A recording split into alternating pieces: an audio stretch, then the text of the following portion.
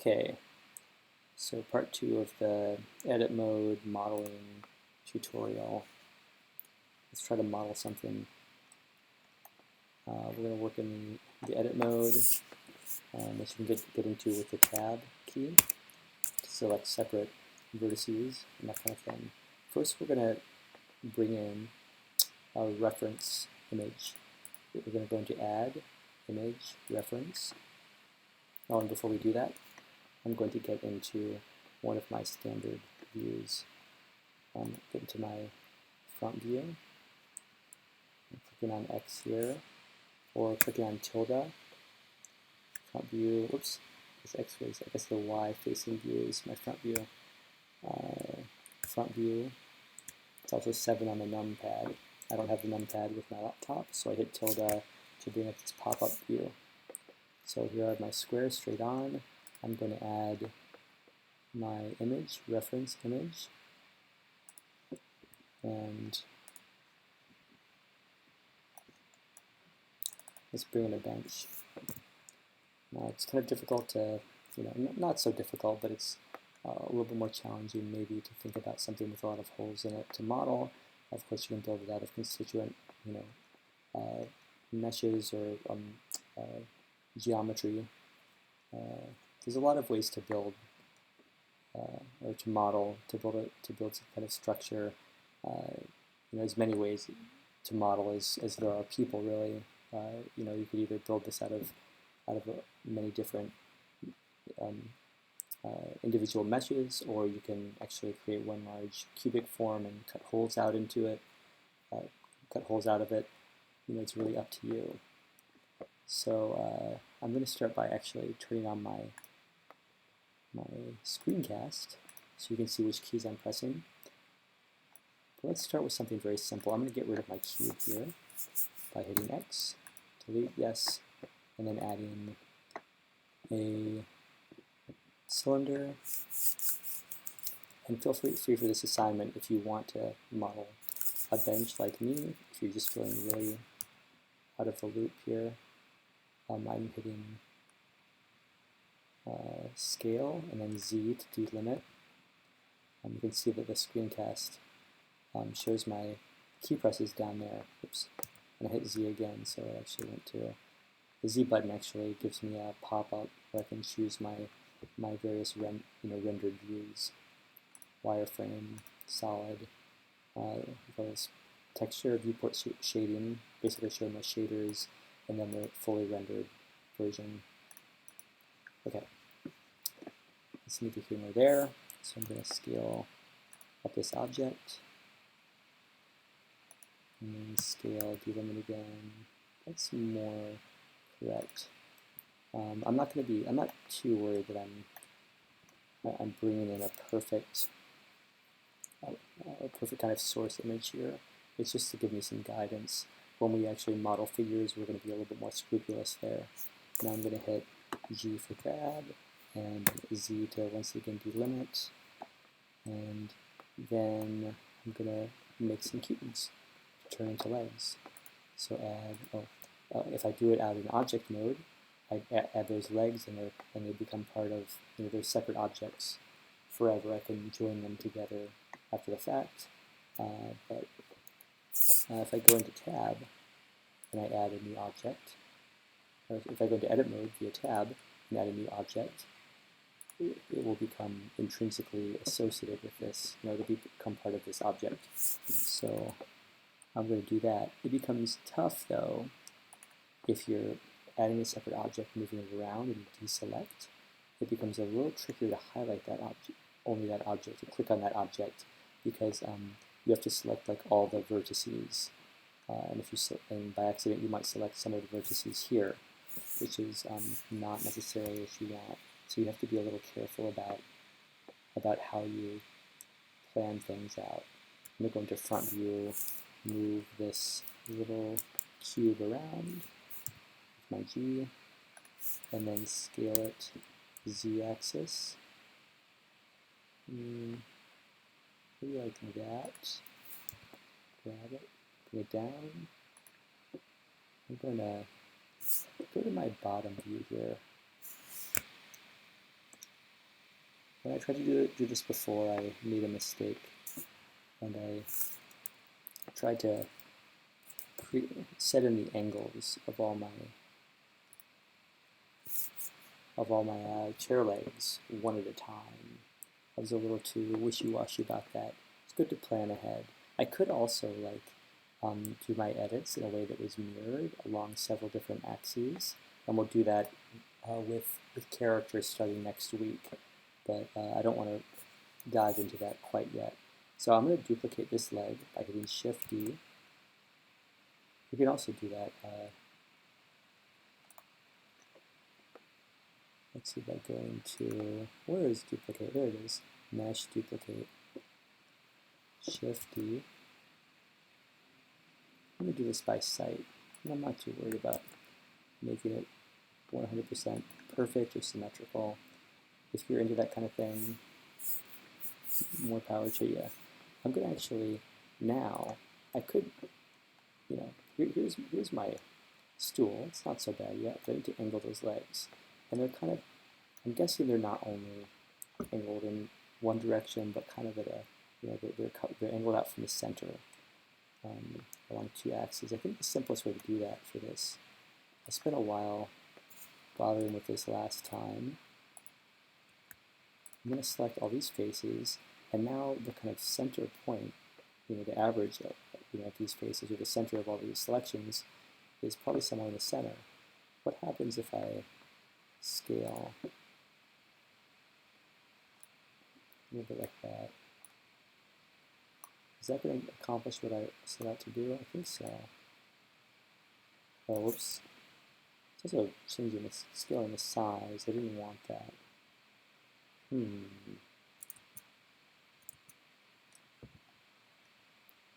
really like the size scale, so maybe I'll just do them one at a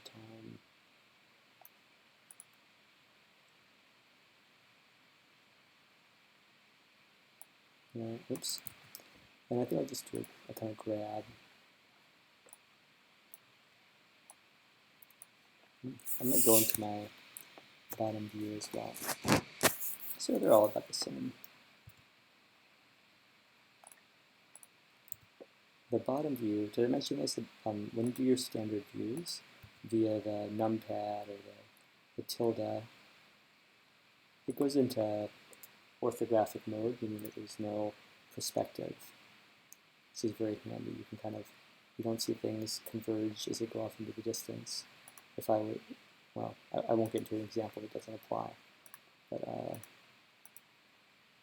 you can kind of see when I turn on my X-ray mode, in a perspectival space, this plane here and this plane would be different sizes. This would be smaller because it's going back into space.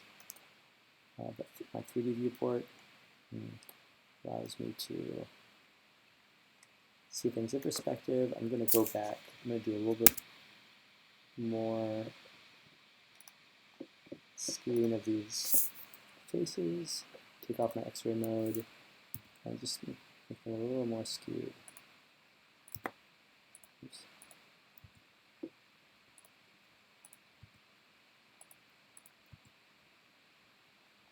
That's probably about what I need.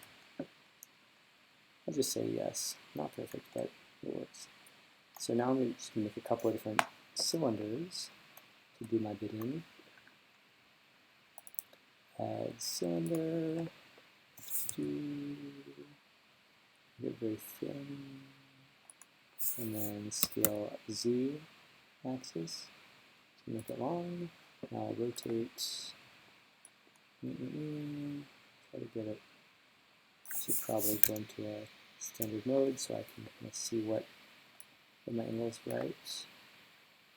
And then we go into another standard mode, the left view, to put this one in the right place. Shift-D. I should really have my X-ray mode on now. Where should this be? Like that? Okay, sure. Well, I might have to scale this up a bit so it crosses both of these paths. Okay, great. I'm going to shift D again, get it over here. Oops.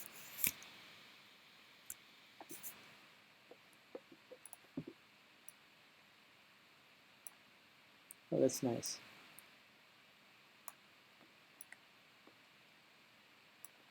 And then shift D again. Great. I'm going to have to shrink this one down a little bit. It's a little wide now.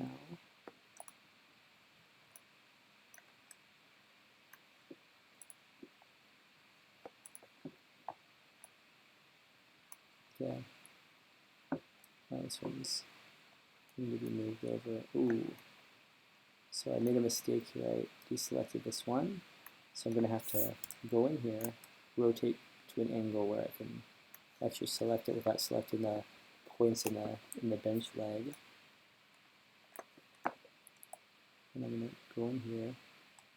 I didn't get all the points. And you know, it's for doing this minute kind of selection, it's really great to have this X-ray mode on. X-ray mode is salvation so often. So move this until it gets to where it needs to be. This one isn't ready though. No, it's touching off. Now turn it off. Let's see what's going on here. And now these are ones on the side are a little bit lower. So I think what I can do here is I can turn on X-ray mode, select these guys. Let me get the standard view again. That orthographic mode is actually really helpful, because without the perspective, I can, oh yeah, I can more narrow. Whoops, I'm selecting faces, so I want to get rid of face selection. So select vertices.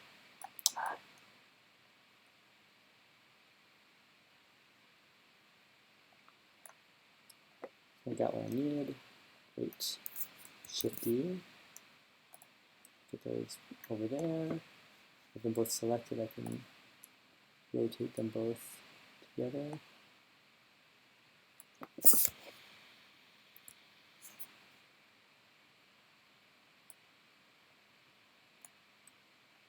You can also do rotations if I want to get to more precise measurements. I can kind of go over here. View 3D cursor item.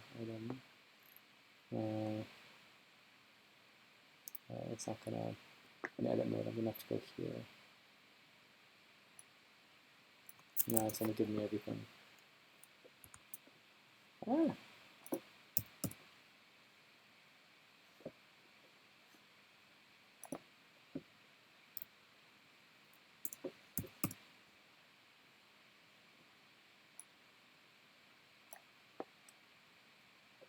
I forgot that I'm in edit mode, so I can't do that.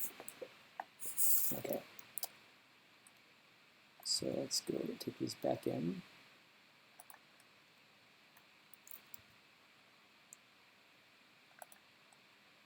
Okay, except this length is okay.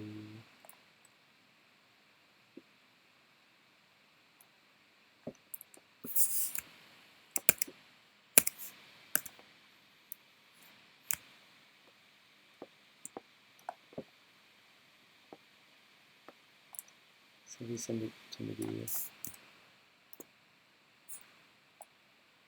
a little offset to the other, and oops.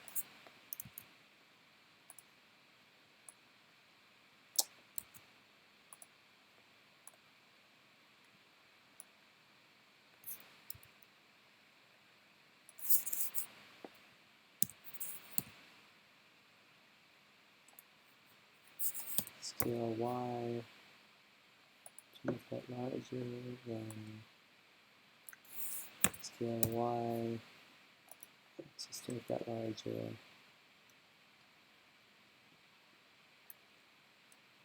Oops. It looks like I should probably move that and set that here a little more. Okay, so I have this stuff kind of set up. Now I just have to make the other one. Go back to my select lasso tool. This must be a little off.